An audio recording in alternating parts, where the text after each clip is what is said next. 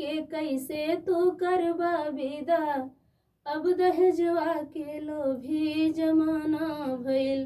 पापा बेटी के कैसे तू करबा विदा, अब दहेजवा के लोभी जमाना भइल। पापा बेटी के कैसे तू करबा विदा, अब दहेजवा के लोभी जमाना भइल। केहू गाड़ी मांगे केहू मांगे नगद, अब रुपैया के दुनिया दीवाना भइल।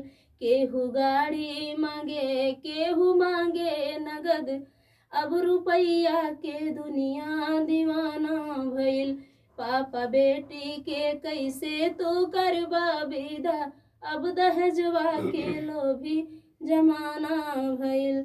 पापा बेटी के कैसे तू करबा विदा, अब दहेजवा के लोभी जमाना भइल। मोल रिश्ता के नाही बदुनिया में हो, केहू रख देता पगड़ी चरनिया में हो। मोल रिश्ता के नाही बदुनिया में हो, केहू रख देता पगड़ी चरनिया में हो। खाली बेटी वाला ही सतावल जाला, खाली बेटी वाला ही सतावल जाला।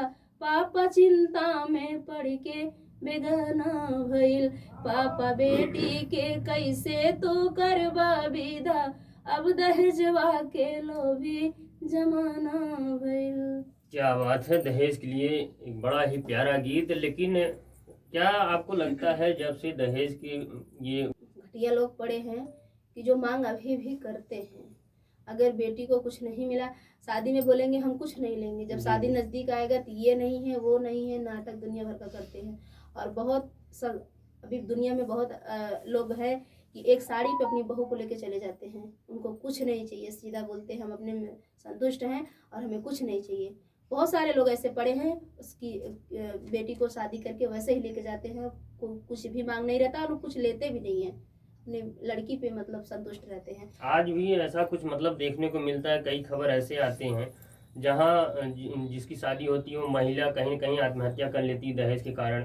परिवार वाले भी मार डालते हैं दहेज के कारण। वही जिसके पास दिमाग नहीं है, जो दूसरे के पे निर्भर रहते हैं, जो दूसरे की कमाई खाना चाहते हैं और सोचते हैं, मतलब लालच, जिसको लालच है कि मायके में धनवान है, मायके वाले मतलब देने लायक हैं, तो बस उनको धन चाहिए, गाड़ी चाहिए और उनकी इज्जत की नहीं लगी रहती है। और बहुत अच्छे अच्छे बड़े बड़े घर के लोग पड़े हैं कि एक साड़ी पे अपनी बहू को सिर्फ लेके चले जाते हैं, एक सामान नहीं लेते हैं। बहुत सारे लोग को मैं देखी हूँ और सुनी भी हूँ। कहीं न कहीं कुछ चीज़ें ऐसी होती है जो समाज को दिखाने के लिए लेते हैं कि मेरा समाज कैसे देखेगा, मुझे ये नहीं मिलेगा तो समाज क्या कहेगा। समाज को अपना दिखाइए ना, अपने कामों को दिखाइए, अपना घर दिखाइए, अपने जो है गाड़ी, अपने घर पे गाड़ी खड़ी करके दिखाइए कि हम सक्षम हैं, हम लड़के वाले हैं और हमारे पास सब चीज़ है। आइए हमारे घर देखिए कि बेटी का जो बेटी की जा रही है और उस बेटी के घर में है क्या, वो दिखाइए ना। बेटी को क्या अपना बेटी जो बेटी वाले देंगे तो उसको समाज को दिखाओगे? खुद बन के जाओ बेटी के घर पे, वो दिखाओ कि हम कैसे आए हैं बेटी के घर पे। बेटी के घर पे आने की औकात नहीं है और बेटी का सामान दिखाओगे अपने समाज को हम इतना पाए हैं। पावा हुआ एक दिन लोग देखेंगे आपको, पूरा जिंदगी सब लोग देखेंगे आपका बना रहेगा तो कौन सी बात होती है। जिस प्रकार से, क्योंकि लगातार ये मामले तो देखने को मिलते हैं, लेकिन क्या कुछ उस मामले में कहना चाहेंगे, क्या कुछ संदेश देना चाहेंगे? किसमें?